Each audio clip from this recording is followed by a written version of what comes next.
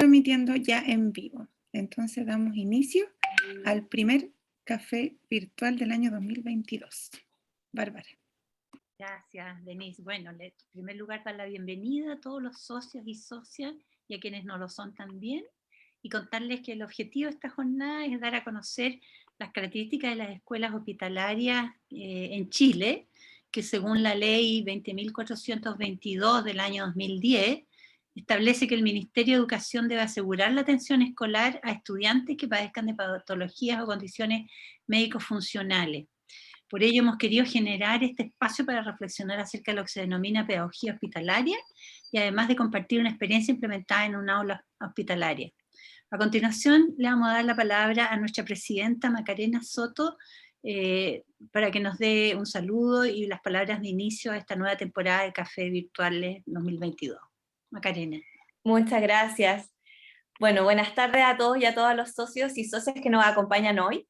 Entonces, con esta temática de escuelas hospitalarias, reflexiones para una enseñanza de las ciencias contextualizadas, damos inicio a este ciclo de charlas de estos cafés virtuales que vienen desde el año 2020, con los inicios de la pandemia, y que creemos que desde las directivas anteriores fue una muy buena iniciativa y que queremos continuar con este objetivo de poder generar este espacio de diálogo, de reflexión, de aprendizaje en conjunto.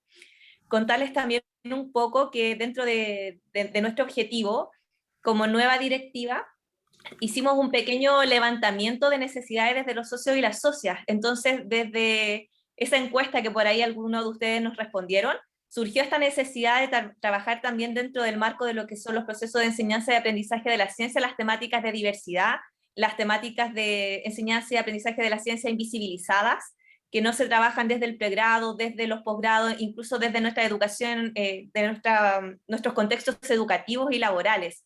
Entonces queremos desde este primer espacio brindar esta reflexión en este contexto un poco invisibilizado. Así que agradecemos a Denise Bustamante, que es socia y directora académica de la sociedad, a Bárbara Sandón, también nuestra socia y directora de política pública, a Paula, que también es nuestra directora de comunicaciones, y a Catalina, que nos está acompañando en todo el manejo de redes sociales, por hacer posible este encuentro. Y también agradecemos a nuestros expositores, a Claydina Monsalve, a Gonzalo Abarca, Danae Arias y Camila Villegas, quienes nos van a compartir sus experiencias de enseñanza y aprendizaje en estos contextos, y en forma muy gentil están acá acompañándonos y brindándonos este nuevo enfoque que para muchos de nosotros es nuevo. Así que agradezco que estén acá con nosotros y nuevamente les damos la bienvenida para invitarlos también a participar de las próximas instancias que queremos ya hacerlas en contextos concretos. En algunos casos ya partimos con formatos presenciales y mantener este formato virtual que nos permite conectarnos a lo largo de todo Chile. Así que muchas gracias, bienvenidos y bienvenidas. Muchas gracias, Macarena. Ahora les pedimos que mantengan en silencio para poder comenzar la exposición propiamente tal, y decirles, bueno, en primer lugar, que es un gran honor para mí y además una gran alegría presentar a quienes me correspondió contarles que van a estar a cargo de este café virtual, tanto por su excelencia académica, que me consta, como por su compromiso con la pedagogía hospitalaria. Vamos a hacerlo en tres partes, ¿no? La primera parte va a estar a cargo de la profesora Claydina Monsalve, investigadora en pedagogía hospitalaria con especialización en derechos humanos y pedagogía hospitalaria. La segunda a cargo de las tesistas Danae Arias y Camila Villegas, que mostrarán su experiencia en el Hospital El Carmen. Y como cierre, nosotros dijimos de oro, estará el profesor guía de ellas, Gonzalo Abarca, educador diferencial, mención en discapacidad intelectual y docente multigrado en el aula hospitalaria. Cada parte va a tener más o menos 20-25 minutos y vamos a dejar un espacio para las preguntas que las pueden hacer por el chat, o también Catalina va a estar ayudando las preguntas que vengan por el lado de otras redes de la Facebook, ¿no? Y otras redes sociales. Así que damos inicio entonces a esta exposición y para que se inicie la primera parte, Danae, si quieres colocas la presentación y Claydina, puedes iniciar tu exposición.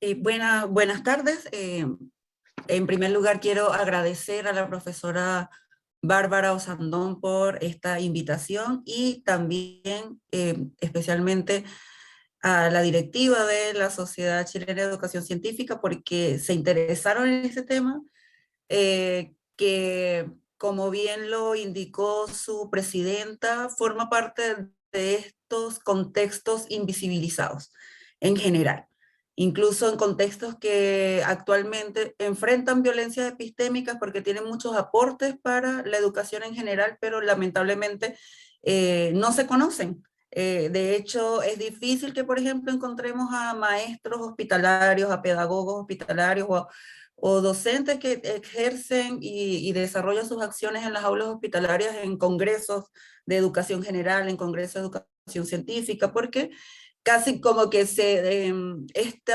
sector se ha aislado y ha participado más en grupos como que comprenden el contexto, la modalidad educativa, pero que no la comparten quizás a otros lugares. Y de hecho es asombroso cómo las escuelas regulares, los directores de escuelas regulares, los coordinadores educativos de las áreas de la educación a nivel universitario, en instituciones de educación superior, les parece como muy novedoso escuchar el término aula hospitalaria, pedagogía hospitalaria, es una modalidad educativa, eso existe, hay docentes que están trabajando dentro de un hospital, trabajando con niños en situación de enfermedad y tratamiento médico, ¿desde cuándo? Y les comento que la primera aula hospitalaria de Chile comenzó en 1960, y en Latinoamérica la primera comenzó en el año 48 en Argentina, y más atrás le siguió Chile, luego Venezuela. Estamos hablando de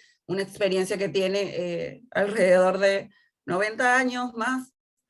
Incluso en Estados Unidos la primera aula hospitalaria la podemos encontrar a finales del siglo XIX, y no se conoce esta experiencia, se ha invisibilizado. Entonces, un poco el papel que tengo yo en estos minutitos, voy a tratar de ser bien concreta, es como presentarles a todos de qué trata, al menos a nivel conceptual, la pedagogía hospitalaria. Yo soy educadora en el área de filosofía, y mi trabajo de doctorado gira en torno al término salud disminuida y pedagogía hospitalaria, con estos aportes y estos análisis desde la epistemología de la pedagogía hospitalaria, que parte igual de estudios de la epistemología de la educación inclusiva que lleva adelante el doctor Aldo Campo, que también es un investigador chileno. Así que, para acercarnos a una definición, yo sé que el Ministerio de Educación de Chile ha tomado como definición para la pedagogía hospitalaria la desarrollada por la doctora Maricruz Molina. Sin embargo, desde mi enfoque, o desde el enfoque investigativo, desde el campo epistemológico, aunque actualmente muchos llegan a considerar a pedagogía hospitalaria como una disciplina o como una ciencia, desde un punto de vista epistemológico no podríamos aún considerarla una ciencia o disciplina, sino más bien una interdisciplina, que tiene dos conceptos vertebradores, lo pedagógico y lo hospitalario. Y dentro del hospitalario se enmarca todo el tema de la enfermedad, la discapacidad, las diversas condiciones de salud, pero más allá de eso, también otros elementos antropológicos, como la hospitalidad, como el trabajo en medio de la vulnerabilidad, como el desarrollo de habilidades no solamente de carácter curricular, sino para la vida.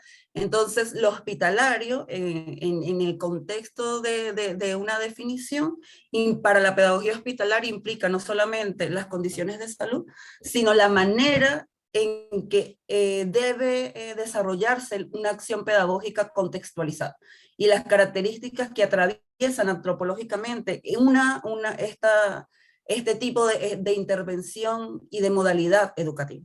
Entonces, como ustedes pueden ver allí, no voy a leerles todo como este acercamiento, pero estaríamos hablando de una experiencia pedagógica o de un enfoque conceptual que apunta hacia la alteridad, que va a interceptar a distintos proyectos de conocimiento y disciplinares, que va a tocar muchas geografías de conocimiento, por lo tanto, En la medida en que estas disciplinas avanzan, la pedagogía hospitalaria también va desarrollando y aportando nuevos elementos teóricos, incluso para el campo educativo y para el campo de la salud. No solamente para el campo educativo, sino también para el campo de la salud, que es parte de lo que se invisibiliza de este quehacer o de esta interdisciplina. Si vemos en la siguiente lámina, podríamos un poco observar cuáles serían estos proyectos de conocimiento que la interceptan y que hacen además que la pedagogía hospitalaria sea una pedagogía en constante movimiento. No estaríamos hablando de una ontología cerrada del ser único, sino estaríamos hablando de una ontología dinámica, abierta, que se refiere a la multiplicidad de saberes y también de intervinientes en el proceso, y allí estaríamos tomando muchos elementos importantes de la antropología, de la bioética, de la psicología, de la medicina, de la pedagogía general, del campo de los derechos y de los derechos humanos, que van alimentándola y que la van ayudando a generar una serie de elementos distintivos como práctica pedagógica y distintivos también en el campo interdisciplinar, que incluso puede brindarle al campo pedagógico general alternativas interesantes para repensar la inclusión, para repensar las maneras en que trabajamos con nuestros estudiantes, en la manera en que abordamos la diversidad, en la manera en que respetamos la diferencia, en la multiplicidad, entre otros elementos. La siguiente lámina, por esta razón, desde un punto de vista epistemológico, la pedagogía hospitalaria forma parte de un conjunto de pedagogías de lo menor, de pedagogías alternativas y alterativas. Ya incluso tenemos actualmente desarrollos teóricos que nos hablan acerca de las pedagogías queer, de otras pedagogías alterativas, no solamente alternativas, y tiene esta dinámica porque cuando ustedes se acercan a un aula hospitalaria y a un contexto de educación hospitalario, domiciliario o de sala cama, de estudiantes que estén hospitalizados en tratamiento médico, que estén hospitalizados dentro de sus hogares con tratamientos domiciliarios, o que van y vienen del hospital y están dentro de una aula hospitalaria, la forma de trabajar rompe totalmente con la narrativa que se establece desde la educación tradicional. No vamos a ver un aula como a la que estamos acostumbrados, e incluso los supervisores educativos les cuesta comprender cómo funciona el aula multigrado, cómo vamos interviniendo y desarrollando este trabajo con las diferencias, además, no solamente con las enfermedades, sino con las discapacidades asociadas a las enfermedades y con las condiciones de vida que atraviesan también a los estudiantes. Entonces, la complejidad que reviste hace que en muchas ocasiones la pedagogía hospitalaria resulte la última alternativa para un estudiante que ha venido siendo excluido constantemente del sistema educativo. Paso a la siguiente lámina para explicar entonces desde todas estas perspectivas por qué la pedagogía hospitalaria representa un punto de fuga con respecto a lo que nosotros tradicionalmente entendemos dentro de la educación y dentro de la narrativa o el discurso narrativo que nos presenta la educación tradicional. Primero, ella representa un punto crítico entre sus formas de enseñanza con respecto a la enseñanza tradicional. No estamos con el pizarrón, el pupitre, estamos hablando, la pedagogía hospitalaria incluso tiene un modelo muy parecido al modelo finlandés de educación, sin quererlo tener, porque el contexto obliga a trabajar desde proyectos, a trabajar en contextos en donde lo más importante es la socialización, en donde lo más importante es conectar con la emoción, con el aprendizaje significativo, cosa que en muchas ocasiones en las escuelas tradicionales resulta súper complejo. Otro de los elementos que nos hace ver a la pedagogía hospitalaria como un punto de fuga es que va a comprender la multicausalidad, comprende de forma multicausal los fenómenos que estudia, y en este sentido no estamos en pedagogía hospitalaria, no nos centramos solamente en los aspectos curriculares, sino que también nos preocupamos transversalmente por los elementos sociales, psicológicos, emocionales del educando, y de algún modo el maestro hospitalario tiene que comprender una serie de competencias no solamente profesionales, sino humanas, que lo acompañan al estudiante no solamente a desarrollar habilidades en el campo de las ciencias, en el campo del lenguaje o de las distintas disciplinas que conforman el currículo, sino también todas estas habilidades para la vida, una reconstrucción positiva del proyecto de vida, entre otros elementos. Por lo tanto, va a resolver problemas prácticos que pueden influir en la creencia para la construcción subjetiva de la singularidad, en especial en perfiles como el que tenemos en Chile. Yo soy docente venezolana, investigadora venezolana, pero ahora por suerte y maravillosamente estoy aquí también trabajando en aulas hospitalarias chilenas. Estaríamos hablando, por ejemplo, de perfiles de salud muy distintos. Por ejemplo, acá el fuerte de estudiantes viene derivado en muchas ocasiones del área de salud mental y neurología.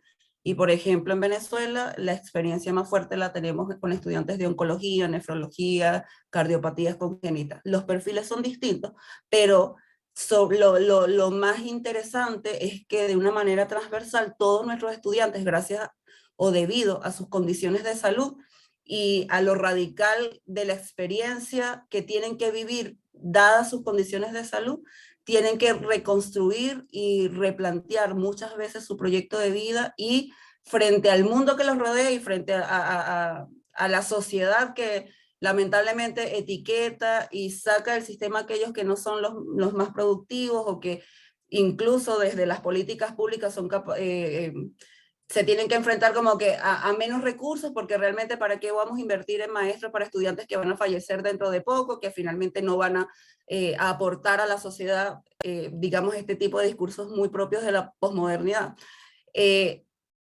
La pedagogía hospitalaria entra para hacer una transformación también de estas creencias, no solo en su grupo de estudiantes, sino también en aquellos que llevan adelante las políticas públicas, aquellos que deben plantearse los retos de la educación en contextos sumamente complejos como sería el ámbito hospitalario, y ayudar a los estudiantes a construir su singularidad en el marco de todas estas dificultades desde un punto de vista positivo y sabiendo que indistintamente de que mañana ya yo no esté aquí, yo soy un sujeto activo de derechos que además tengo, en donde no solamente es importante como la salud biológica, sino también la salud biográfica y entender que desde la pedagogía hospitalaria abordamos la integralidad de la persona. Y así vamos problematizando una serie de aspectos específicos que nos permite crear constelaciones que nos conectan con otra serie de problemas que son estos que les estoy enumerando. La visión que tiene la sociedad acerca de la persona que padece una enfermedad, la visión que tiene incluso los padres que se encuentran en constante duelo porque no tuvieron un hijo que contara con la salud maravillosa y perfecta que ellos hubiesen esperado, y frente a eso incluso terminan generando una serie de creencias en el propio estudiante y dentro de ellos mismos que hace que lo limitemos en cuanto a sus potencialidades y a todas aquellas cosas que todo ser humano puede lograr indistintamente de su condición de salud. Por lo tanto, estamos hablando de que la pedagogía hospitalaria va a encargarse de estos microrelatos en los campos del saber de la posmodernidad para ayudar a derribar también como estas creencias que se han ido, sobre las cuales muchas veces se sustenta el quehacer educativo. Pasaríamos a la siguiente. Yo brevemente haría como esta semblanza de estos fundamentos epistemológicos de la pedagogía hospitalaria. Hay un cambio de la mirada en el proceso educativo, porque por primera vez estamos hablando de una práctica educativa en donde el estudiante no es el que debe adaptarse a la escuela, sino que la escuela se adapta a su realidad y aprende a manejar y a trabajar desde la diversidad y desde la inclusión. Estamos hablando de una pedagogía del encuentro, una pedagogía de lo menor que no está mirando a la totalidad y a estos seres cerrados, sino está mirando a la multiplicidad de miradas, de saberes, de seres. Estamos hablando también de una práctica educativa que no se maneja bajo la lógica cronosistémica tradicional del sistema educativo, un mismo ritmo para todos, un mismo tiempo para todos, una misma hora de recreo para todos, sino que sabe leer las heterocronías de los estudiantes, sabe leer los diversos tiempos y en estas temporalidades que se dan en un mismo espacio, en una misma aula. El docente hospitalario va teniendo la capacidad de leerlas, de integrarlas y de llevarlas de forma tal que el estudiante no se sienta mal por estar compartiendo un espacio con uno que, por ejemplo, puede poseer mayor nivel académico que él, pero que comparten una misma condición de salud o una condición de salud parecida. Un estudiante que en este momento, debido a su enfermedad, no tiene el mismo interés de participar en la actividad educativa con respecto a otro, pero aún así todas estas heterocronías terminan como entrando a formar parte de esta dinámica y quizás en una escuela tradicional manejar todas estas temporalidades que son tan diversas se complicaría demasiado. Aquí tenemos una propuesta pedagógica muy innovadora, distinta, y que resulta bastante dificultosa de comprender para aquellos que tienen una noción bien cronosistémica, que hablan de estudiantes desfasados en edad, en tiempo. Aquí no hay desfases, aquí hay lecturas de vida y cómo todas estas vidas van entrando dentro de este espacio y van desarrollando sus habilidades y potencialidades. Y ahora que las chicas les cuenten su experiencia, ustedes se van a dar cuenta cómo ellas lograron leer estas distintas temporalidades. Y muy especialmente, aunque trabajamos lo curricular es una excusa maravillosa para poder ayudar a construir a nuestros estudiantes un significado claro del sentido de su vida, una reconstrucción positiva también del autoconcepto, un trabajo con su autoestima, y motivarlo al aprendizaje y a basarse más que en las necesidades educativas especiales, que forma parte de esta narrativa de la educación tradicional, hablar más bien de las potencialidades. Como cierre, para este pedacito, como abrirles un poco el horizonte de toda la maravilla que para mí es la pedagogía hospitalaria, ella implica primero una acción educativa situada, muy contextualizada y específica, que responde a unos perfiles bien interesantes y retadores, que acoge a las diversas manifestaciones de lo múltiple y de la singularidad. No estamos, desde la pedagogía hospitalaria no se pretende homologar a lo mismo o hacer que el estudiante sea capaz de adaptarse al sistema que alguna vez lo excluyó. Hace de lo pedagógico el medio para descubrir la bondad intrínseca en las experiencias radicales de la vida, la enfermedad, la discapacidad, la muerte, el duelo, y cómo trabajamos desde estas experiencias radicales para conectar con los saberes disciplinares también que nos implica también el reto del currículum y de la evaluación y otros aspectos asociados a la pedagogía general.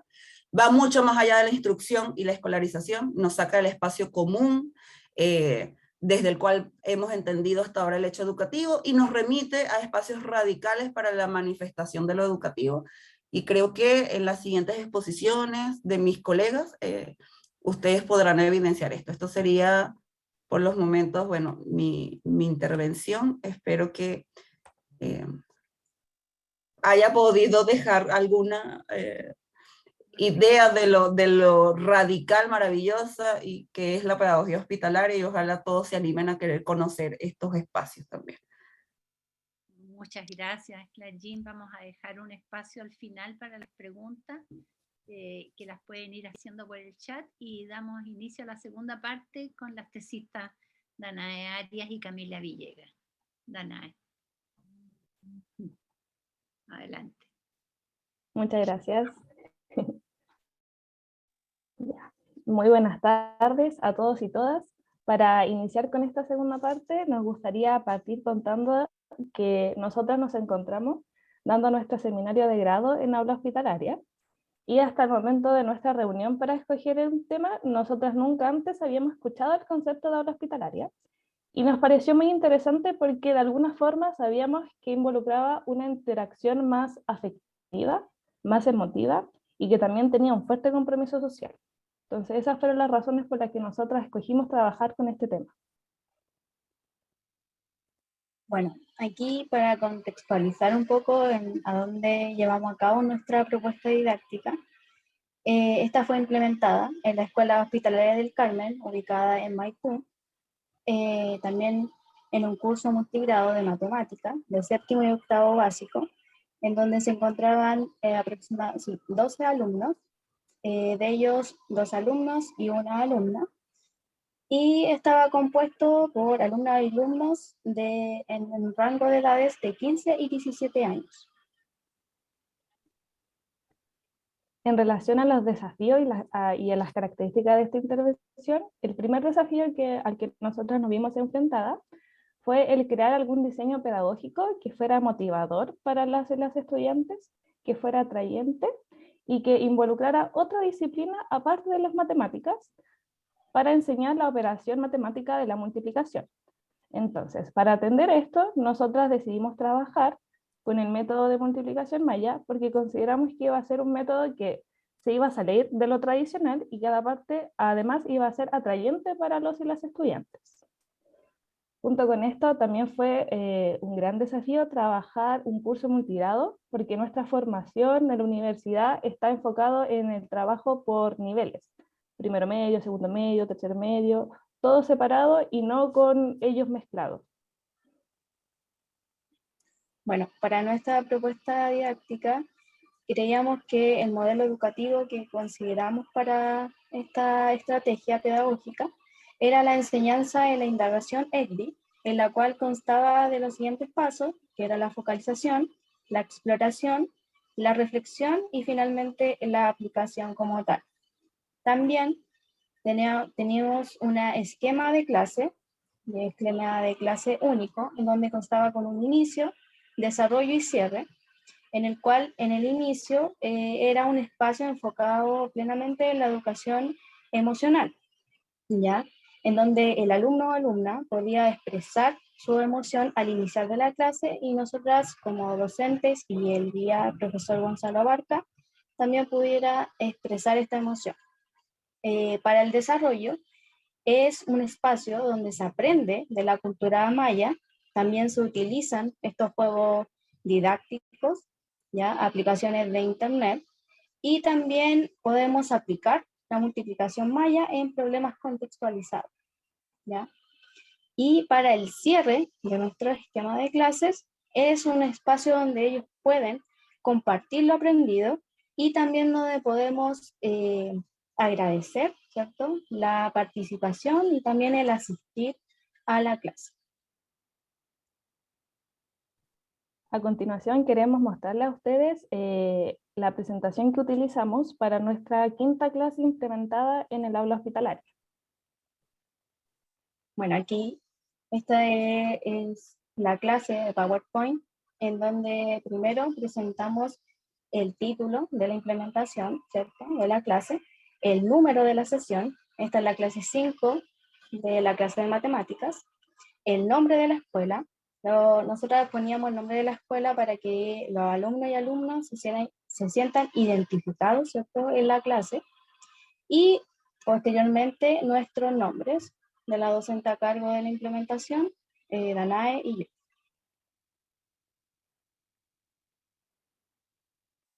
Luego, al inicio de la clase, como bien comentábamos anteriormente, los alumnos y alumnas expresaban su sentir al iniciar esta clase.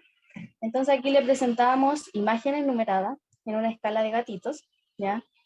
Y se le pedía a cada estudiante, ¿cierto?, que identificara la emoción que estaba presente en ello al iniciar la clase y la relacionaran con alguna imagen. En esta parte nosotras también éramos partícipes de esta actividad, al igual que el docente Gonzalo Abarca. Luego seguíamos con la presentación de los objetivos específicos de cada clase, y en esta oportunidad le pedíamos a algún alumno o alumna que de manera voluntaria leyera estos objetivos con el fin de practicar el lenguaje oral y también la comprensión lectora. Luego presentamos un ejercicio de multiplicación maya para que juntos los pudiésemos resolver, y en estas ocasiones nosotros utilizábamos la herramienta de pizarra de Zoom para que pudiésemos rayar y hacer el ejercicio. Y en varias oportunidades nos pasó de que antes de nosotros dar las instrucciones, los alumnos ya estaban rayando la pizarra y ya estaban dibujando, entonces eso también nos demostraba a nosotras que había un interés por la clase y por aprender también el método de multiplicación maya. Bueno, posteriormente, también en el desarrollo de la clase, también presentamos el sistema numérico maya. Entonces los chicos y chicas lo que hacían era representar este sistema numérico y lo llevaban a lo concreto, a los números como tal, ¿cierto? Entonces le pedíamos que a los estudiantes que lo representaran utilizando este sistema, y de esta manera también reforzábamos lo que era el pensamiento superior. Ahí aparecían hartas ideas. Por ejemplo, el 30 lo representaban con 4 rayitas, 5, claro, con 5 rayitas. El 33, 5 rayitas y 3 puntitos. Entonces aparecían bastantes maneras de ellos poder resolverlo y representar. Bueno, aquí en este desarrollo de la clase se abre un espacio para que ellos puedan relajarse, ¿cierto? Para, como de haber hecho tantos ejercicios matemáticos, problematizados, etc. Entonces habría un espacio de juego lúdico donde se iba mostrando un objeto de la cultura maya, que también lo habíamos visto en sesiones anteriores, y de esta forma lo que iba haciendo esta aplicación virtual llamada WordWall, es que iba revelando, ¿cierto?, una imagen lentamente, y nosotras como docentes apretábamos este botoncito rojo, ¿cierto?, para poder parar la imagen que no se mostrara completamente. Después ellos, ahí conversando, ¿cierto?, decían, ya puede ser esto otro, ¿cierto? Y ahí finalmente aparecían estas dos alternativas y ellos ahí aceptaban. Entonces, ¿qué es lo que hacía? El fin de este espacio es que ellos pueden recordar los objetos representativos de la cultura maya, también focalizar la atención del grupo, el que puedan trabajar, fomentar el trabajo en equipo, y también entregar el espacio de descanso, como bien la había comentado. Luego de eso, seguíamos con un problema contextualizado a la cultura para resolverlo utilizando el método de multiplicación maya. Y aquí queríamos destacar de que era primordial para los chicos tener alguna imagen alusiva a la problemática, para que de esta manera ellos también pudiesen comprender lo que ahí estaba escrito.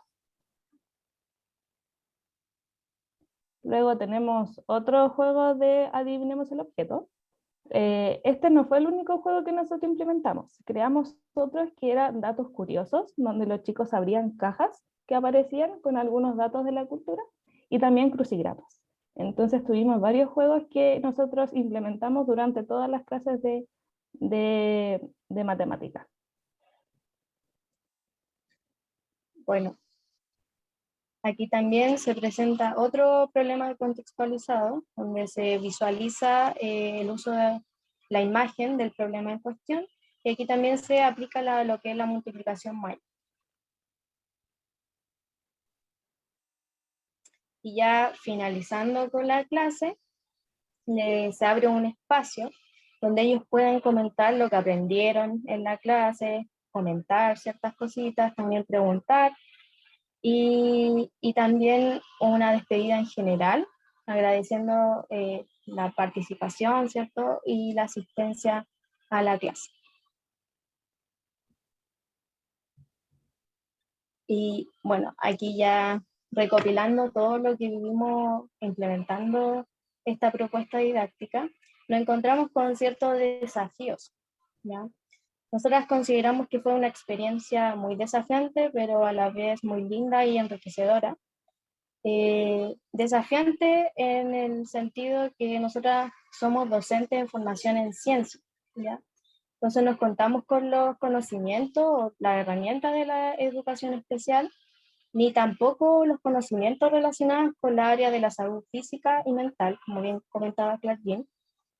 Pero no solo esto fue un desafío, sino como bien le decía, fue algo enriquecedor, muy lindo, ya que se nos abrió la oportunidad para trabajar colaborativamente y también interdisciplinarmente, ya que estuvimos ahí acompañada de educadores diferenciales, ¿cierto?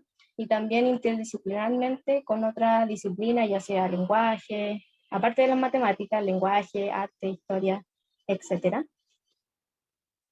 Otro desafío que encontramos importante es el trabajar con un curso multigrado.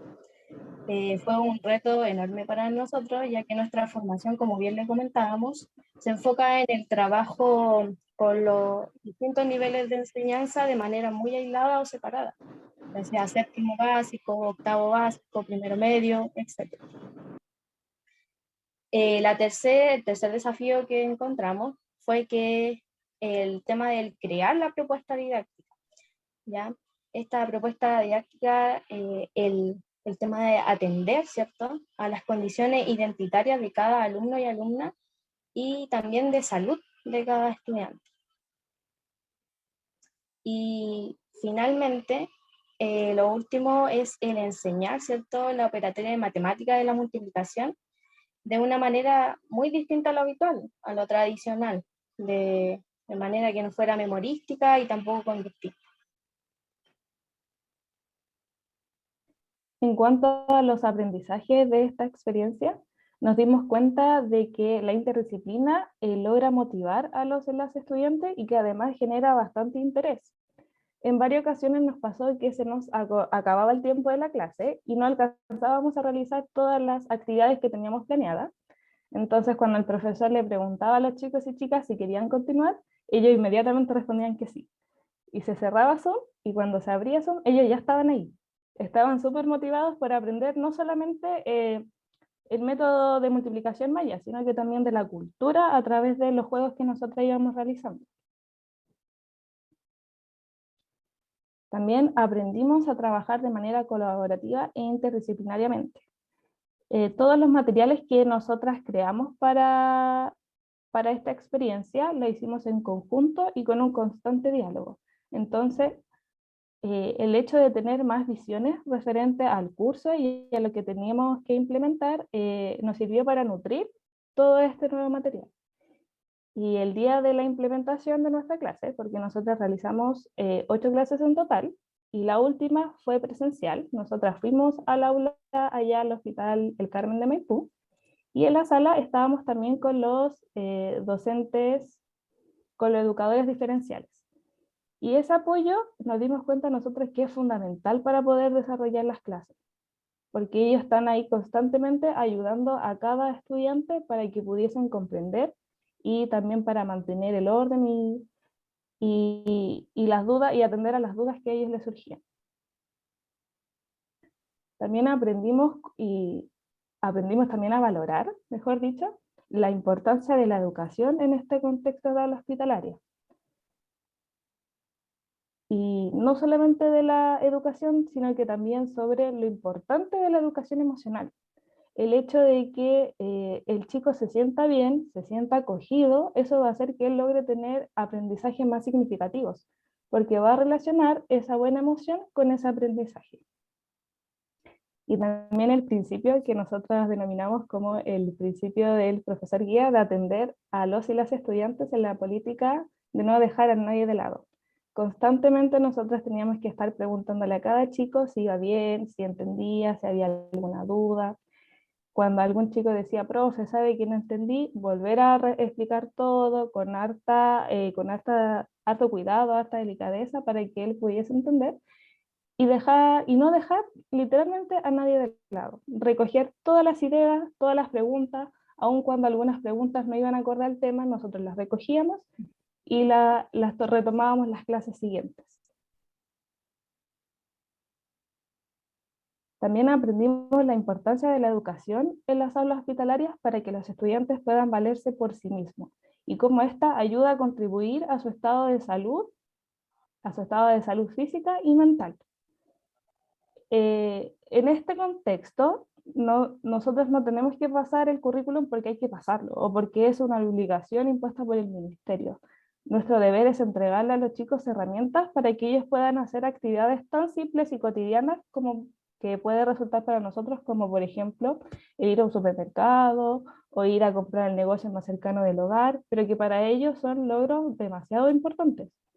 Son cosas que ellos en su condición identitaria se les dificulta bastante. Entonces lograr ir al negocio y poder comprar, poder sumar, restar, multiplicar o dividir, son algo que para ellos es un logro y que nosotros también tenemos que valorarlo. Y por último, quisiéramos comentarle nuestra grata sorpresa sobre nuestra última reunión con el profesor, cuando él nos dijo de que para él fue sorprendente ver que los chicos podían multiplicar con números de 2 dígitos. Durante nuestra primera reunión, luego de nuestra clase de observación, el profesor nos dijo que no nos iba a decir cuál era la condición de cada alumno, para que nosotros de manera inconsciente no los limitáramos. Entonces nosotras diseñamos nuestro proyecto pensando siempre en que ellos son capaces de lograr todo lo que se propongan a su ritmo, a su estilo, y que el deber de nosotras era entregarles las herramientas necesarias para que ellos lo pudiesen hacer. Así es que eso, con eso nosotras terminamos nuestra intervención. Muchas gracias. Muchísimas gracias. Muchas gracias, Danae y Camila. También les pedimos que las preguntas, si vamos a generar un espacio al final. Y abrimos el tercer espacio, como les decíamos, con Gonzalo, que fue el profesor guía de Danae y Camila. Gonzalo. Súper. Yo, primero que nada, agradecer la instancia de poder estar acá con todos y todas ustedes. Y también agradecer a las colegas Camila y Danae, con quienes finalmente aprendí muchísimo desde la pedagogía, desde la construcción de una pedagogía en conjunto.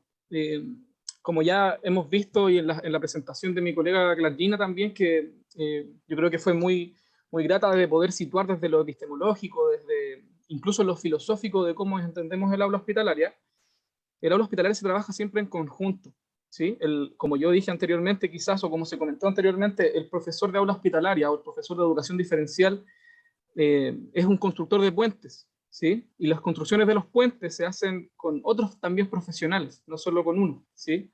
Entonces el profe hospitalario, también el educador diferencial, tiene un manejo didáctico, metodológico, de cómo trabajar con distintas patologías, distintas condiciones identitarias, distintas condiciones de vida de los chicos. Hablemos de, a lo mejor, trastorno del espectro autista, discapacidad intelectual severa, epilepsia refractaria, y así un sinfín de otras condiciones que yo creo que no van al caso, porque, como bien dijeron las profesoras, que fue una experiencia que yo les comenté, yo no suelo hablar mucho del diagnóstico, porque finalmente el papel aguanta muchísimo, en todo orden de cosas, ¿sí? Yo creo que es importante ver a la persona, más no lo que diga un diagnóstico médico, ¿sí? Y en este caso, fue una experiencia pero tremenda poder trabajar con profesionales tan dedicadas como son la profesora Danae y Camila, más aún con la sapiencia, el criterio y el profesionalismo en el área de las matemáticas, que siempre es importante ahí trabajar de manera conjunta. Así que, profesoras, demos paso ahí con la siguiente diapositiva.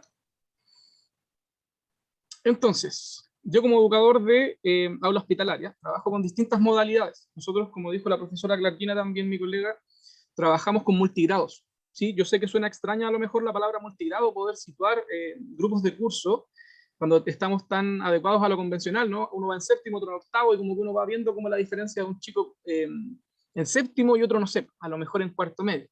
Entonces, ¿nosotros qué hacemos? Como pueden ver en pantalla, tenemos multigrados clásicos, tercero y cuarto, quinto y sexto, séptimo, octavo, primero y segundo medio, tercero y cuarto medio, ya la prebásica, y tenemos también primero y segundo básico. Se ven como diferentes, ¿no? Pero si pasamos a la otra diapositiva, ¿cómo se componen estos multigrados? Finalmente, esta imagen yo creo que es súper representativa. Cuando uno construye un multigrado en aula hospitalaria, construye una red. ¿Y por qué construye una red? Porque hay chicos a los que a veces el compañero lo va a potenciar mucho más, ¿sí? Va a sacar el potencial o las cualidades o va a ser un sostenedor de las necesidades que tenga el compañero, ¿sí? Entonces, nosotros obviamente buscamos estudiantes que respondan a un desarrollo cognitivo, ¿sí? A un tipo de habilidad comunicativa. A lo mejor un chico que tenga dificultades con la comunicación oral, con otro que sí tiene un buen manejo de comunicación oral, pero cognitivamente está más descendido, a diferencia del otro. Entonces, intentamos crear un abanico de posibilidades en donde el grupo responda a lo curricular, que siempre va a ser, como dijo muy bien ahí mi colega, la excusa perfecta para poder potenciar aprendizajes, y aprendizajes para la vida diaria, ¿sí? Como dijeron muy bien ahí las profesoras, a veces es algo tan simple, como poder no sé, ir a comprar el pan, y que no los engañen con el vuelto. Por ejemplo, el pan para estos chicos es una victoria, pero enorme en su vida. Una victoria también enorme para sus familias. Entonces, uno desde las matemáticas trabaja la excusa perfecta para a lo mejor habilidades sociales que le permitan ir a este chico, a esta chica, a comprar el pan, comprar un poquito de queso a lo mejor para la once y volver bien con el vuelto. Saber que no los engañaron y saber que son capaces de lograr eso. Entonces, la conformación de estos multigrados responde también a eso, a esa singularidad identitaria. Y también, obviamente, hay otros parámetros curriculares que también consideramos, como puede ser la edad biológica.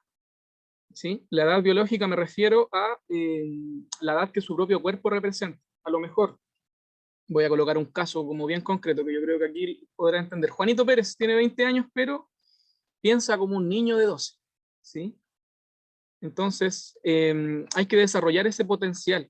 Y a lo mejor tenemos otro estudiante que tiene 17 y piensa como un chico también de 12. Entonces, a lo mejor juntamos estas edades biológicas con las cronológicas, ¿ok? Juntamos la edad del tiempo real que nosotros entendemos con la edad que puede tener el chico en su subconsciente, en su coeficiente intelectual, en sus habilidades sociales y para la vida. Esa es la conformación de un multigrado, que como mostramos anteriormente eran séptimo, octavo, primero y segundo medio. Vamos ahí complementando afinidades. Podemos pasar a la siguiente diapo, profesor. Y lo más importante siempre, ¿cuál es la estrategia para un educador en todo ámbito, creo yo, más aún en aula hospitalaria? Es que ningún aprendizaje puede ser significativo si no hay una relación significativa. ¿A qué me refiero con esto?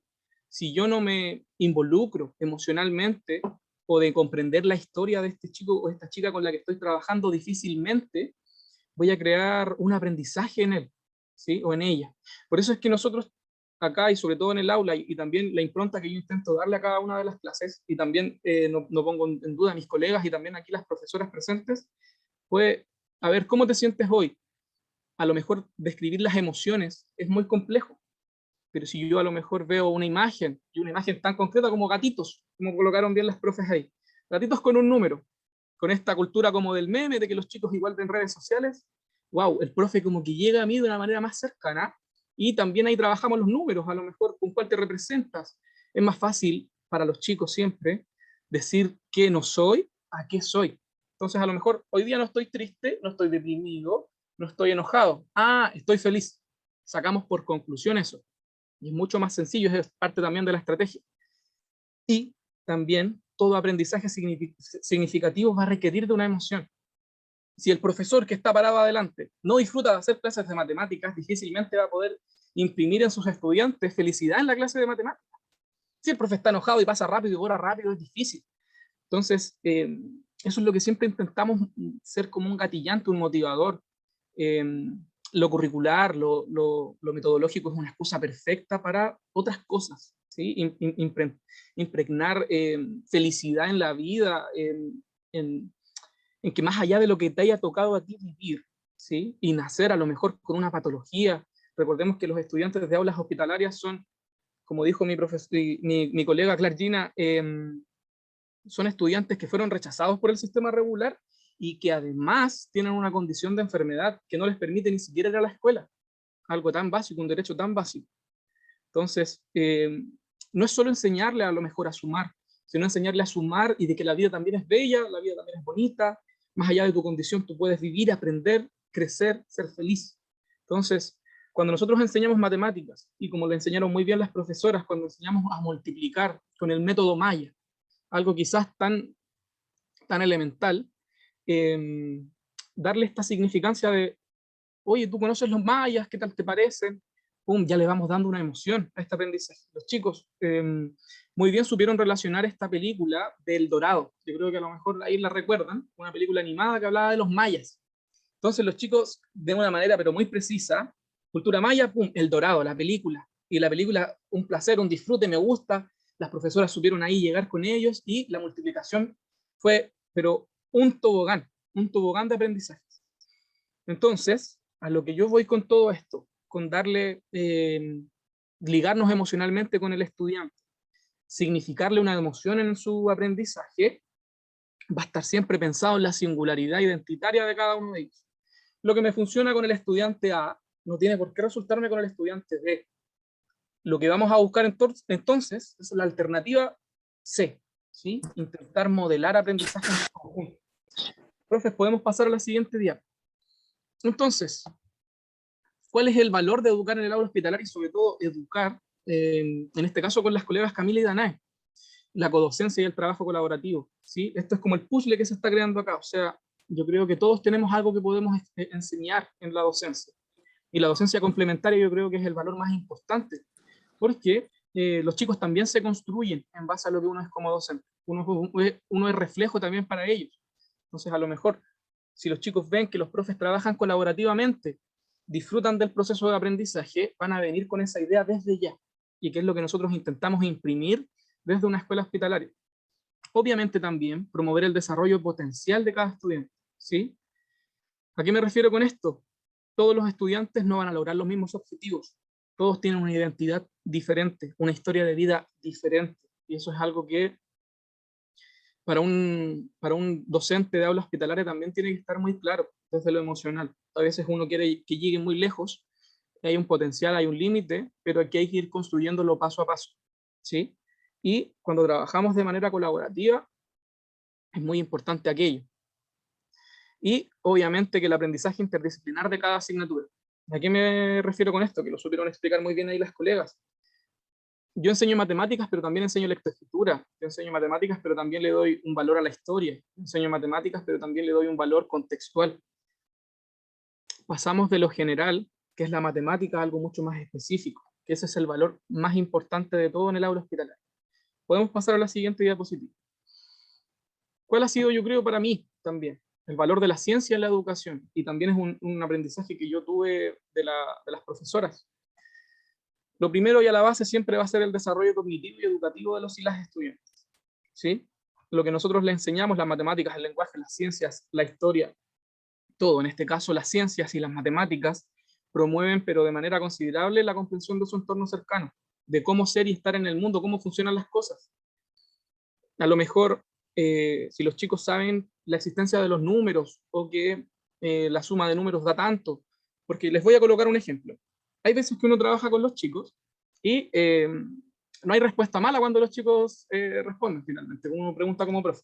Entonces, si a lo mejor uno le pregunta 12 por 24, y el chico responde, y uno le dice, ¿cuánto es 12 por 24, Juanito? Mucho, profesor. Wow, la respuesta no es mala, o sea, es un número muy grande. O te dicen, un número muy grande. Y uno queda como, claro, no fui tan específico. ¿Qué número exacto me da la multiplicación de 12 por 24? Y ahí va cambiando la metodología de trabajo. Si ahora, además, como lo hicieron muy bien las profesoras, coloco algo concreto, como son, no sé, algo tan simple como los sacos de harina de la metodología Maya, o los mismos palitos que se van conformando, contando los puntos luego, le entrega alternativas, le entrega puentes a estos chicos para la experiencia de aprendizaje. Que recordemos, uno como docente, sobre todo en el aula hospitalaria, crea experiencias de aprendizaje. Lo que después se construya va a depender de los estudiantes, ¿sí? Uno no busca depositar un contenido, sino más bien que ellos lo construyan. Y a eso voy con el último punto, el desarrollar habilidades, aptitudes y estrategias que le permitan a ellos desenvolverse en el mundo. A lo mejor este chico o esta chica va a tener que ir con una libreta a comprar al supermercado. Y pasa mucho, y me pasó, y yo creo que eso es lo más significativo con algo que yo me quedo de las profesoras. El método Maya los chicos lo están ocupando en su diario vivir. Yo creo que eso es lo más importante. O sea, van al supermercado con una libreta y comienzan a hacer las rayitas cuando tienen que sumar, cuando tienen que multiplicar. Y eso es una estrategia para ellos. Finalmente, cuando nosotros hablamos de estos chicos en condición de enfermedad, sabemos que han tenido una vida difícil, no es algo que ellos hayan elegido, pero no nos podemos quedar en la visión maternalista, en la visión paternalista de que son niños que hay que cuidar toda la vida, ¿sí? El mundo es duro, la vida es dura, y por ende hay que enseñarle estrategias para poder reponerse ante eso, ¿sí? Y siempre con una actitud positiva. Entonces, si este chico o esta chica va con una libreta al supermercado, saca sus cálculos con el método que le enseñaron las profesoras, hemos logrado un gran paso. Y ese es el paso que se intenta lograr. No que el chico o que la chica respondan como uno quiere, sino como ellos puedan encontrar estrategias. Yo no quisiera terminar esta presentación sin un proverbio africano de origen desconocido, pero que dice lo siguiente: el niño o niña que no sea abrazado por su tribu, cuando sea adulto, quemará la aldea para recibir su calor. Muchos de estos chicos ya no fueron abrazados por su tribu. Muchos de estas chicas también ya fueron rechazados por su tribu. Lo que nosotros hacemos en el aula hospitalaria, yo creo que también supieron hacer muy bien las profesoras, mejor dicho, Camila y Danae, fue volver a abrazarlos, volver a darles el calor. Porque lo que menos queremos es que luego quemen todo, intentando buscar ese calor que como sociedad y como educadores nunca les dimos. Y como dice ahí muy bien, muchas gracias ahí al profe, al colega. Es un dicho africano de la tribu Yoruba, de Costa de Marfil. Imagínense, es algo para mí muy significativo y que me ha marcado desde mi experiencia docente. Yo siempre quise transmitírselo a los profesores, que toda experiencia tiene que ser con una emoción, intentando abrazar el calor que estos chicos o estas chicas muchas veces no recibieron en el aula regular. Así que con eso termina por mi parte la presentación, sin más que agradecer, pero profundamente, a las profesoras. Ellas me entregaron estrategias muy significativas para mí. Desde lo educativo uno nunca termina de aprender, sobre todo con colegas que son de un área tan específica como la matemática y con las menciones en física, como ellas han comentado. Estas estrategias del método Maya yo las he vuelto a replicar. Las hemos vuelto a replicar acá en la escuela y han tenido muy, muy buenos resultados. Así que es un aprendizaje que queda siempre marcado, y creo que son unas colegas y unas profesionales pero extraordinarias, que supieron leer, que supieron interpretar un contexto tan difícil y tan a veces apartado como el aula hospitalaria. Muchas, pero muchas gracias, de verdad. Muchas gracias, Gonzalo. Muchas gracias, muy clara todas las exposiciones de todos. Así que ahora pasamos al momento de las preguntas. Aquí tengo 2 anotadas, pero pueden surgir otras. Natalia Hernández, yo creo que pueden contestarlas cualquiera de los expositores, el que pueden intercambiar. Natalia Hernández pregunta, ¿cómo podemos diversificar la enseñanza en contexto de aulas hospitalarias? Y le leo la de Marjorie Ibacache, que dice, ¿cuáles son las principales complicaciones que han observado y qué experiencias rescatan durante el desarrollo de las clases en aulas hospitalarias? ¿Cómo podemos diversificar la enseñanza? ¿Y cuáles son las principales complicaciones? ¿Y qué experiencias rescatan de la aula hospitalaria? Las clases en aula hospitalaria. No sé quién quiere contestar.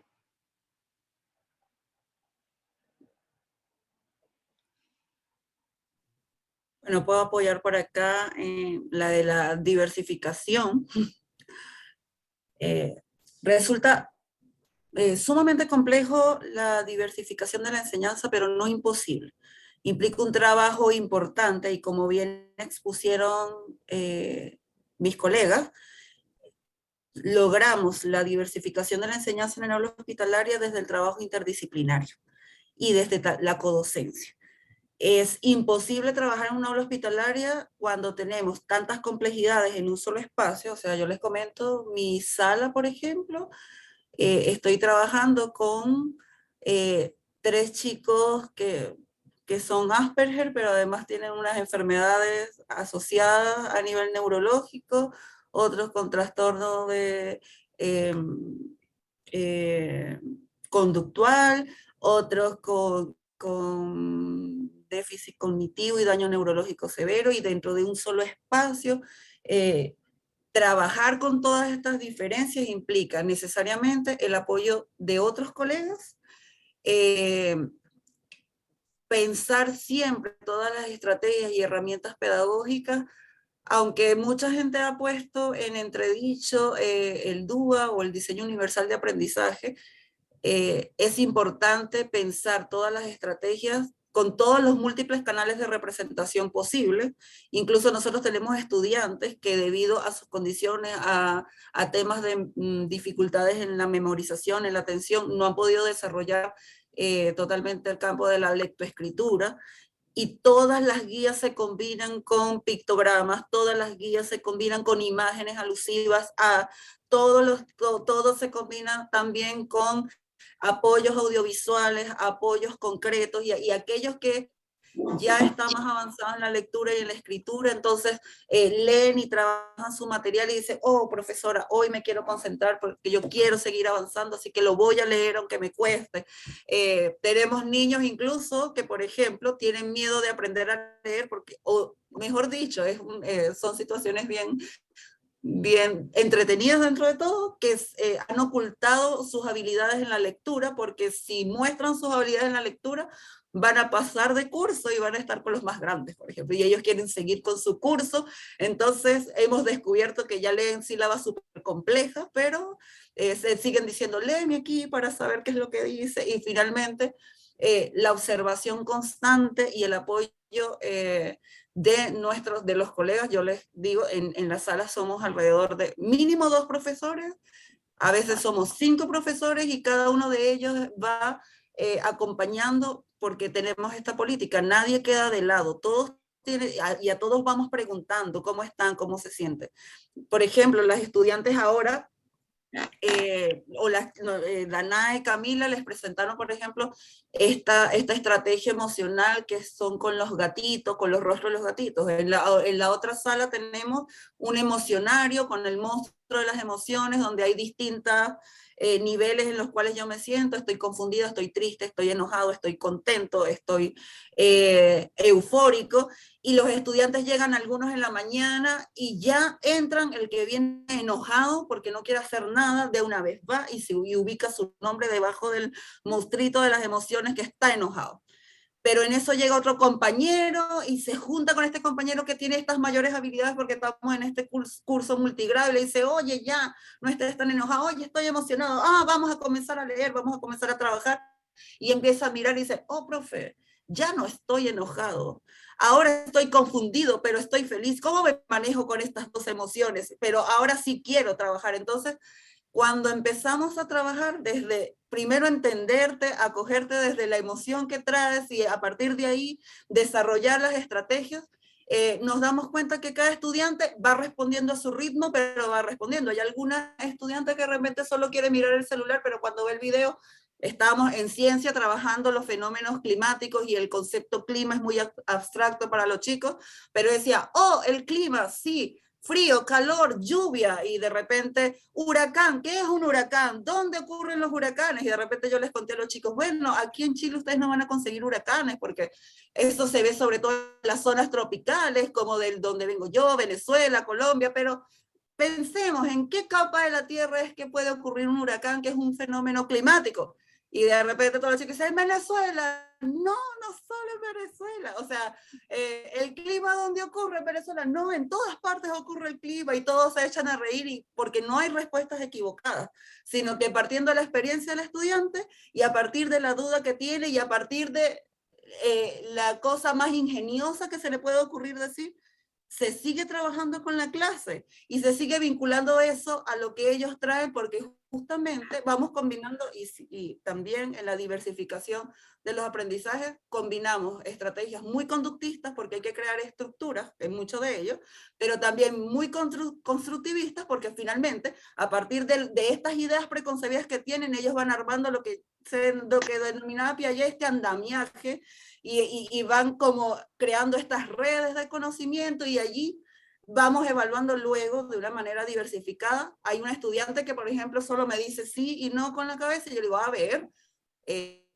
la hidrósfera será sólida, será líquida, ¿dónde es que? Y entonces ella me señala el mar. Entonces quiere decir que señalándome me está manejando el concepto, ella no me lo va a escribir. Hay estudiantes que quizás me dicen, profe, es que ya yo no quiero escribir más, me molesta escribir, pero me hace notas de voz con lo que él analiza.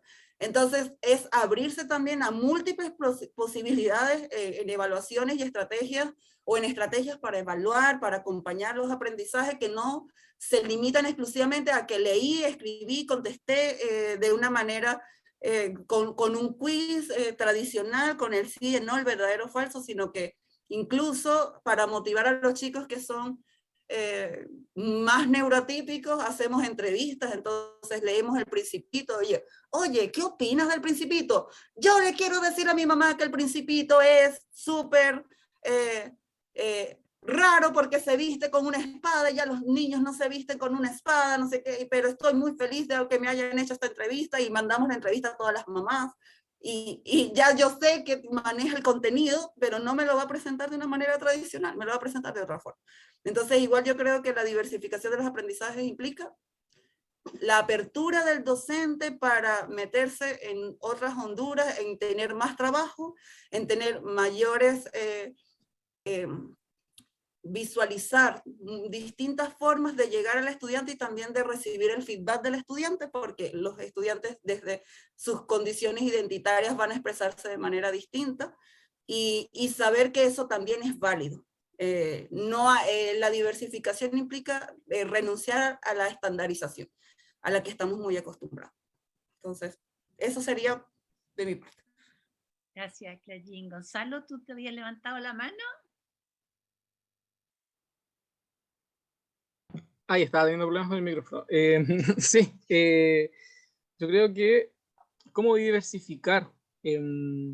A veces son pequeñas acciones, como dijo muy bien ahí mi colega, yo creo que el trabajo interdisciplinar es la base. O sea, trabajar desde como destruir un poquito el ego personal, ¿no? Como de profe, no, es mi clase, yo veo qué hago, cómo lo manejo, yo soy el que aquí sabe, y trabajar como a la par.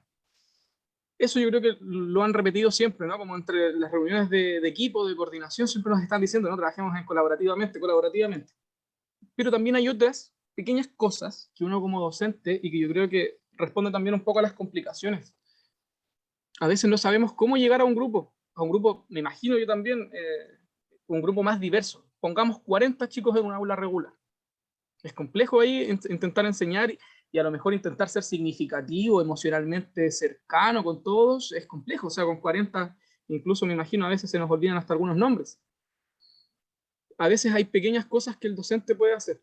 Algo que yo hice desde hace un tiempo atrás, eliminar el no de mi vocabulario en el aula, ¿sí? En mi casa a lo mejor lo ocupo, pero eliminar el no en el aula, porque el no es demasiado destructivo. A lo mejor un chico puede llegar, pero es que yo creo que con un gran ejemplo y uno le dice, no, estás equivocado, era lo otro, destruyes toda su base argumental, ¿sí? Él va a decir, yo no vuelvo a expresar nunca más todo lo que siento, porque en realidad el no me dijo, no, pues estoy en lo correcto. En cambio, si uno dice, a lo mejor estás cerca, o mira, tomando lo que tú dices, si lo llevas hasta por acá, como que uno va construyendo constantemente con él su argumento, su experiencia personal de aprendizaje, va a ser distinto. Van a ver al profesor, van a ver a uno como docente, como más cercano. Y otra cosa que funciona mucho, que a veces cuando uno construye guías o crea el material, yo sé que el tiempo administrativo no es el que uno siempre quisiese, no es el óptimo, pero a veces cosas pequeñitas en las guías, a lo mejor un monito que uno sabe que a los chicos les gusta. Uno siempre como profesor observa más o menos cuáles son, a veces en las tapas de los cuadernos, yo de repente igual observo, mucho Dragon Ball a veces, o mucho, no sé, monitos de internet, y ahí uno va diciendo, ya, aquí está, no tengo que hacer tanto, o sea, aquí está la clave. Uno busca en internet a lo mejor un monito de Dragon Ball Z, coloquemos el ejemplo, Goku, que era en mi caso cuando yo era más chico. Pum, coloco un Goku en la presentación del PPT y ya con eso a los chicos les cambia la visión de este profe, porque a uno lo empiezan a ver más cercano, a lo mejor en la prueba. Puede colocar, y lo que yo suelo hacer, hago pruebas también súper estandarizadas, ¿no? Como responder con alternativas, verdadero o falso, tututum, y de repente a lo mejor una adivinanza, y que la adivinanza igual valga un punto. Entonces a lo mejor ese para ellos es un quiebre total. Como, wow, estoy en prueba, pero hoy qué buena onda igual. Como que respondo una adivinanza y más encima tengo un punto en lo correcto. Esas pequeñas cositas, a uno como profe, lo van subiendo a un escalón y lo van acercando, ¿sí? Porque yo sé que no siempre está la comunicación para, Juanito, ¿cómo estás? ¿Cómo te sientes hoy? Yo sé que en tu familia pasa esto, como puede pasar en el aula hospitalaria que yo tengo, a lo mejor tengo 10. Y de los 10, obviamente me puedo saber la vida, lo que comen, lo que no comen, lo que hicieron el fin de semana. Pero si yo tengo 40 y además tengo que hacer clases en otros 3 cursos, es complejo, pero son pequeñas cositas en las guías, eliminar el no de mi vocabulario porque es demasiado destructivo a lo mejor, me voy acercando. Y a uno va creando una imagen en el profesor, en los chicos. A veces los chicos son tímidos y no van a ir a acercarse con el profe, pero sí van a construir una imagen. Y si esa imagen es positiva, obviamente voy a tener buenos resultados.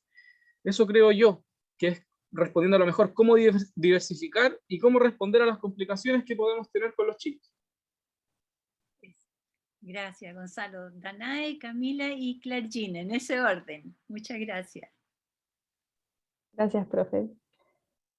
Bueno, a mí me gustaría contestar un poquito la segunda pregunta, ¿qué complicaciones nosotros podemos enfrentar en el aula hospitalaria? Para mí, la mayor complicación que tuve fue el crear estrategias didácticas para atender a la diversidad del curso. Y sobre todo, el sacarme, por ejemplo, esa idea de querer limitar a los chicos debido a su condición. Si bien el profesor no nos dijo la condición particularmente de uno igual estaba como siempre pensando así como, oiga, pero esta actividad lo lograré motivar, ¿será bueno para él? ¿Me podrá entender? Y eso en nuestra primera clase fue como, wow, ya, tenemos que sacar nuestra idea de la cabeza, los chicos pueden hacer todo lo que se propongan, siempre y cuando haya cariño, atención de por medio. Y con eso también me paso a lo que es de qué me quedo con esta experiencia, es la importancia de la educación emocional. El poder transmitirle a los chicos seguridad, el poder transmitirle a los chicos que ellos pueden, que ellos van a lograr lo que se propongan, es muy importante. Y es también recíproco, porque uno entrega todo ese cariño, entrega ese amor, y también ellos se lo entregan a nosotros. ¿De qué manera? Viendo lo motivados que están en la clase, el interés que ellos tienen por aprender, y como decíamos en la presentación, no solamente aprender de matemáticas, aprender a multiplicar, aprender de la cultura, de cómo ellos se relacionaban. Es que, profe, ¿cuándo vamos a ver datos curiosos? Profe, ¿cuándo vamos a ver la actividad del crucigrama para poder jugar y aprender más de los mayas? Era como, profesora, nos vemos la próxima semana para aprender aún más de la cultura, y es como, sí, nos vemos la próxima semana. Entonces, todo eso, el poder expresarse libremente las emociones, llega mucho a los chicos y se logra también apreciar. Y también siendo sincero, en alguna oportunidad nosotras llegamos a la clase y nos preguntaron, profesora, ¿en qué escala de gatito se siente usted? Y nosotras con Camila dijimos, mira, estamos entre la 1, que está el gatito feliz, y la 6, que está el gatito muerto acostado en la cama porque ya no puede más, no tiene más fuerza. Entonces mi cuerpo está como el gatito cansado, pero mi mente está como el gatito feliz porque lo estoy viendo a ustedes. Y ustedes también me entregan esa felicidad. Entonces eso también a los chicos les llega, y les llega bastante en el corazón, y después también nos van demostrando todo su interés y toda su motivación por estar en la clase. Eso. Gracias, Danae. Cami, querida.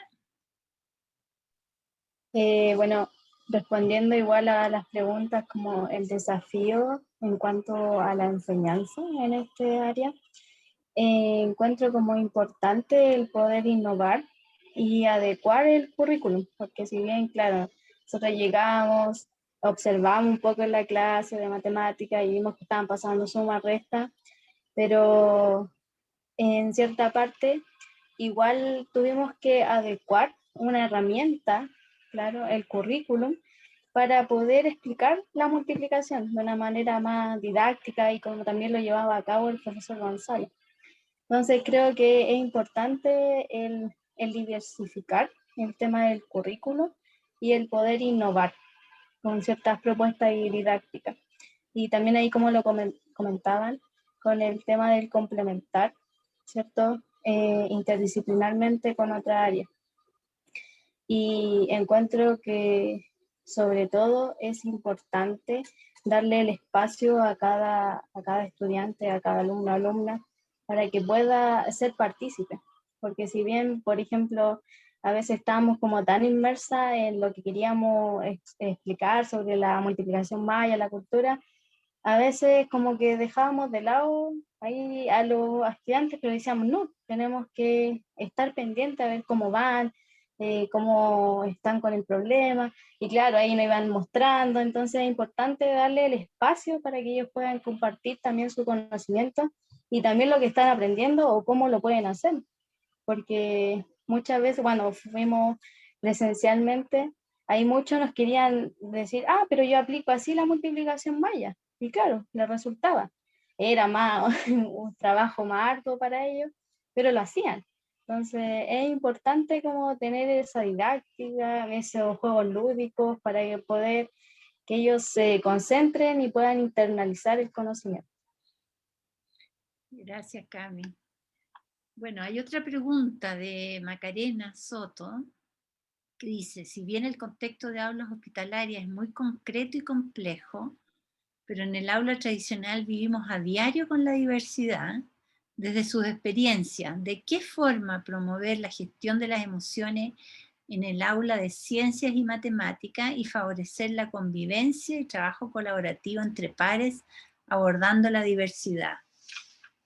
Justamente No sé. por eso era que quería, porque yo siento que igual se nos junta, que al final estamos dando también respuesta como a esta inquietud, un poco desde la experiencia, porque es cierto, estamos hablando de un espacio bien concreto, además que no se parece, en nada a la escuela tradicional o al aula tradicional, pero hay pequeñas cosas, como dijo bien el profesor Gonzalo, como nos acaban de comentar Dana y Camila, pequeñas cosas que podemos hacer y nos pueden ayudar a este tema de la gestión emocional. Por ejemplo, algo tan sencillo como el emocionómetro. No tengo una fotografía acá para mostrarles el emocionómetro, pero ahí los estudiantes desde como entendieron primero, como, miren chicos, aquí tienen esto, si ustedes se sienten bien, se sienten tristes, se sienten confundidos, tienen la oportunidad de ubicar su nombre donde consideren. Y ya al principio preguntábamos en la clase, ¿cómo se siente fulano? ¿Cómo se siente? Lo hacemos al principio de cada clase, pero luego de una manera autónoma, cada estudiante va observando sus emociones durante su jornada y él por iniciativa propia dice, ya no estoy triste, ahora me voy a cambiar a esto, ya no estoy de esta forma, ahora voy a hacer esto. Y eso hace incluso que entre ellos se empiezan a preguntar, ¿y cómo estás tú? ¿Y cómo te sientes tú? Entonces, en un aula donde hay 40 estudiantes, si logramos una autogestión en donde cada uno se vaya preguntando cómo me siento, cómo estoy, y ellos de forma natural ubiquen su nombre donde consideren que está, y el profesor puede ver, porque quizás no le va a dar tiempo de preguntar, pero puede darse cuenta cuántos están ubicados en la confusión, cuántos en el miedo, cuántos en la alegría, cuántos en el enojo. Quizás también le va dando un mapeo de lo que tiene en el aula en ese momento, para ayudarle a él a ir trabajando, y el hecho de que llegue un punto que el estudiante, yo los veo cómo se sientan y miran y dicen, oh, ya quiero cambiar, y eso ya para nosotros es un súper avance porque están reconociendo, dándole nombre a emociones, incluso diciendo, ¿y por qué fulanito lleva 3 días confundido? Y dice, ay, es que no me he cambiado desde hace 3 días, ahora voy a ver cómo estoy. O sea, ellos mismos también van haciendo esa autorregulación. Otro elemento súper importante, y yo creo que sobre todo en las ciencias, porque como que le tenemos mucho miedo a la matemática, a la química, a la física, a la biología, y lo fomentamos en todas las clases, no hay respuestas equivocadas. Y es complicado para un docente como enfrentarse a esto y estar dispuesto el docente a responder las preguntas más extrañas que pueden tener los estudiantes sin tener la tentación de decir, oye, eso que está diciendo es ridículo o no viene al caso, o porque puede ocurrir que, mira, por favor trata de preguntar cosas atinentes a la clase. Porque si el estudiante siente la confianza de preguntar y sabe que de preguntar y de responder y sabe que su respuesta no es equivocada, sino que se va a tomar en cuenta, yo voy a saber por dónde va el estudiante, exactamente qué es lo que está saboreándose de esa clase, qué es lo que está ahí como interpretando, y partiendo de eso yo puedo ir direccionando también o intencionando mejor el discurso para que puedan ir como llegando quizás a este objetivo curricular tan complicado, o a esta operación o esta operatoria matemática tan compleja que quiero que desarrollen, o a este experimento científico químico que quiero que observen. Entonces, el hecho de que no hayan respuestas equivocadas, sino son respuestas, y todas estas respuestas nos van a ayudar a intencionar cada vez más este objetivo de aprendizaje, permite que el docente sepa por dónde van los estudiantes, por dónde va volando su mente, porque algunos de verdad sí están volando, pero si se sienten en la confianza de decir que estoy en otro lugar y no es este, también el docente sabe cómo, o tiene al menos la información de, oye, tengo que ir buscando la manera de cómo hacer que este barco vuelva al rumbo, a la marea en la cual estamos todos aquí fluyendo, ¿no? Entonces, cuando un estudiante dice, oh, yo puedo hablar aquí porque no estoy equivocado, nadie me va a ridiculizar. No importa que no sepa o sí sepa, pero y al final ellos todos dicen, terminan diciendo, o sea, sirvió, oh tía, resulta que no estaba tan confundido, no estaba tan equivocado. Y de toda la respuesta quizás un 10% iba por el camino, pero eso lo refuerza también y hace que no tenga miedo en seguir interviniendo. Entonces desmontamos también esto de que las matemáticas son difíciles, la ciencia, porque hay pocas personas ahora interesadas en estudiar la ciencia. De hecho, a mí me espantaron con la ciencia, yo estudié filosofía. Yo aprendí a querer la ciencia después de adulta, y que entendí que no eran tan malas, pero el problema es como que no, solo los inteligentes, solo los mejores, solo los que tienen un IQ maravilloso, llegan a la NASA y son astronautas, o sea, como que seguir manejando estos discursos va a seguir alejando a los estudiantes de las ciencias también. Entonces, como que no hay respuesta equivocada y dentro de un aula de 40 empieza a fomentarse el respeto, la tranquilidad. De hecho, cuando alguno dice una respuesta que todos sabemos que es equivocada, pero él se atrevió a decirla, todos nos reímos a carcajadas de la clase y decimos, pero está muy bien. Entonces, ¿qué hacemos con esto? Y todos se ríen a carcajadas y volvemos y él vuelve a intervenir sin miedo.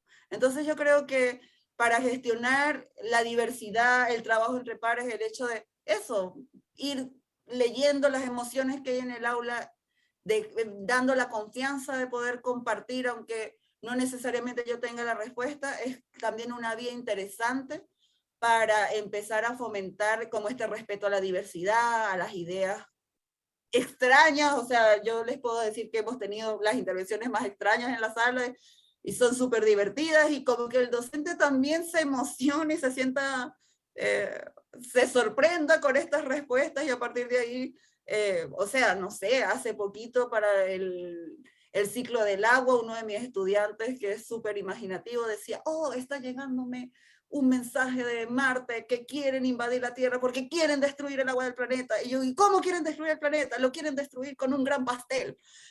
¿Cómo vamos a hacer para evitar que ese pastel caiga a la Tierra? Y él, vamos a hacer con el vapor de agua una gran catapulta que va a lanzar de nuevo este pastel a Marte. Muy bien, entonces él dibujó su ciclo del agua con un pastel y con Marte en la esquina, pero luego dijo, ¿y ahora qué ocurrió después? Bueno, ha ocurrido la evaporación. Gracias a la evaporación, las nubes se formaron, con las nubes hicimos esta catapulta, y ahora ha ocurrido la precipitación, los bosques, los animales han recibido el agua que nos querían quitar los marcianos. Así que, profesora, vamos a cantar el himno de Chile, que yo todavía no me lo sé, pido perdón por eso, pero yo lo reforcé con mi estudiante. Vamos a cantar el himno de Chile porque hemos salvado al planeta y fuimos los chilenos los que salvamos al planeta de los marcianos y de que se llevaran el agua. Y así fue la clase, y esa clase me dejó agotada, pero lo logramos. Entonces, bueno, esta es su respuesta, qué bueno, y qué bueno que, claro, hay otras cosas más, hay que empezar a ayudarlos a que salgan todo el tiempo del mundo de fantasía, pero por los momentos esta es la vía de entrada, pues ocupemos esa vía de entrada al aprendizaje y acompañémoslo en esa aventura, pues. Entonces creo que también forma parte de eso. No hay respuestas equivocadas, hay respuestas, y todas nos sirven para nuestra clase. Muy bien, Jean, gracias. Camila y Danae. Bueno, igual quería complementar con lo que decía la profesora Clargin, que es importante el poder gestionar estas emociones de los chicos a través como de un trabajo tanto colaborativo de ellos, el compartir sus conocimientos, el poder expresarlo, etcétera. Y que, claro, lo que bien comentaba, que no fuera, que las respuestas no son equivocadas para ellos. Y igual nos pasó mucho con Danae, que las clases, por ejemplo, algunos se equivocaban en decir alguna palabra o a alguna persona le costaba leer, pero decíamos, ya, vas bien, y lo gestionábamos de esa forma, de la emocionalidad, como tú puedes. Entonces nos pasó mucho que con este niño pudo leer más fluido, más relajado. Entonces, el gestionar con ellos, y todo el grupo ahí lo alababa, así como, vamos, si tú puedes, sí, lo estás haciendo muy bien. Entonces, esas intervenciones, o el también que un chico participaba mucho, pero algunos también lo querían intentar, con lo que ellos sabían, con sus conocimientos. Entonces, es importante el gestionar el promover el tema de las gestiones de las emociones a través de un conjunto entre todos, tanto profesores, alumnos, alumnas. Es un trabajo totalmente colaborativo, como bien ahí comentaban, y interdisciplinar sobre todo. Gracias, Cami. Dani. Sí, yo quería contar algo chiquitito. Es que yo en este minuto también me encuentro haciendo mi práctica profesional, la última práctica para ya titularme. Y estoy trabajando con un segundo medio. y adopté esto de el preguntar cómo me siento hoy, todas las clases de física, de matemática que tengo, y el eliminar el no de mi vocabulario. Entonces todos los días yo llego a los chiquillos y le pregunto, ya chiquillos, ¿cómo están? Y a veces escucho un bien, así como, como súper generalizado y súper aburrido, y yo les digo, ¿en verdad están bien? Y ahí los chiquillos me dicen, no, profe, mire, yo tengo sueño. Como, no, profe, yo estoy cansado. Como, no, no, profe, yo sí, yo estoy con ánimo. Como, ya, qué bueno que esté con ánimo. Y a los que están cansados, a los que están desanimados, bueno, voy a tratar de hacer la clase súper lúdica para que ustedes puedan también despertar o motivarse. Y, y me he dado cuenta que con eso igual ha influido bastante en los alumnos y lo valoran. Valoran que los profesores le pregunten cómo están. Y con respecto al sacar el no de mi vocabulario, he logrado que los chicos participen más y respondan. Las primeras clases en el mes de marzo eran, ya chiquillos, ¿qué pasa si hago esto y esto? Y los chiquillos así como, cri, cri, cri, cri, nadie respondía. Y después como, vamos chiquillos, sin miedo, díganme. Y era, profe, yo creo esto. Como, bueno, podría ser, pero mira, piensa en esta parte o piensa en esto mejor. Entonces ahí guiando a la respuesta correcta, pero siempre sin decir que no era válido. Entonces ahora me pasa en las clases, sobre todo de física, cuando pregunto por algún fenómeno físico, me levantan la mano y me responden casi lo primero que se le viene a la mente. Entonces el otro día estábamos viendo, por ejemplo, en física caída libre, y les preguntaba a los chiquillos, ya, ¿qué fenómenos físicos se ven involucrados en el movimiento de caída libre? Y uno me dice fuerza. Como, ya, pero ¿qué tipo de fuerza? Oh, ¿qué tipo de fuerza? Empiezan así como, quizás la gravedad. Como, bien, la fuerza de gravedad. ¿Qué otra cosa? Desplazamiento. Ya, sí, dije yo, pero ¿a qué te refieres con desplazamiento? Y nunca decir como, no, eso no es, o no, esto tampoco, que es lo que la mayoría de los profesores hacen. Y por lo mismo se va perdiendo también ese grado de participación del alumno porque se va generando este miedo al contestar mal. Entonces yo también he adoptado esta iniciativa en mi práctica y veo que me ha dado buenos resultados hasta el momento. Gracias. Bueno, yo antes de darle el pase a Denise para el cierre, porque estuvimos muy bien en la hora, así que los felicito y les agradezco. Yo quiero agradecer especialmente la participación de todos ustedes, Clarín, Danae, Camila y Gonzalo, porque fueron muy generosos en el sentido de mostrar todas las fortalezas, las debilidades, el momento in situ, digamos, la experiencia vivida de una manera muy genuina. Así que agradecer y bueno, darle el paso entonces a Denise para ver qué noticias nos van a dar. Denise. Muchas gracias, Bárbara. Primero, agradecerte a ti, Bárbara, por ser la moderadora de este primer café virtual 2022. Como decía nuestra presidenta, este es un espacio que viene ya hace 2 años, pero que estamos continuando para poder conectarnos con los socios de Arica hasta Punta Arenas, tanto por Facebook como por aquí en la conversación, a los panelistas. Yo creo que nos abrieron a todos un espectro de la educación que no todos hemos tenido la posibilidad de conocer o de ejercer en este tipo de contextos de aula hospitalaria. Así que muchas gracias por la experiencia, por las anécdotas y porque también nos motivan a seguir ejerciendo nuestra práctica, ¿cierto? Con esta vocación que nos une, pero también desde el profesionalismo. Y solo me queda para cerrar, invitarlos a las diferentes actividades que tiene la CHEC, tanto en la zona norte, con el director de la zona norte, en la zona sur, con nuestra directora de la zona sur, en la zona centro. Vamos a tener bastantes actividades, así que para que se puedan unir. Y en cuanto a los cafés que nos quedan en el año, en agosto nos vamos a reunir a ver el contexto de las escuelas rurales, la enseñanza de la ciencia en este tipo de establecimientos, que ahí también hay multigrado, hay salas combinadas, así que vamos a conocer un poco cómo se enseña ciencia en las escuelas rurales. En septiembre, que vamos a ver cómo es esta articulación entre el plan general y la formación técnico-profesional, la enseñanza de la ciencia en los TP, y por ahí por noviembre nos vamos a juntar para ver la enseñanza de la ciencia en las escuelas especiales. Así que quedan súper invitados para seguir con los cafés virtuales, seguir reuniéndonos y a todas las actividades que tiene la CHEC. Nuevamente, gracias a todos los socios y las socias que nos siguieron, que se conectaron, y a ti, Bárbara, por moderar este primer café. Así que muchas